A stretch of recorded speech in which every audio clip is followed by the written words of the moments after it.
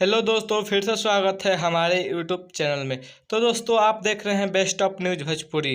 तो दोस्तों, आप लोगों को पता होगा खेसारी लाल यादव का छठ गीत आ रहा है, जो कि खेसारी म्यूजिक वर्ल्ड से रिलीज होने वाला है।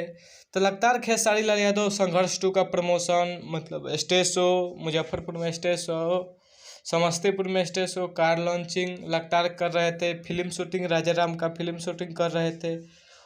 उसी में टाइम निकाल कर एक गाना गाए हैं। बहुत ही अच्छा सॉन्ग है। अपने मोबाइल के स्क्रीन पर पहले पोस्टर देखिए, चलस गंगा किनारे, जो कि पोस्टर लॉन्च हो चुका है। कल खेसारी म्यूजिक वर्ल्ड से गाना आने वाला है।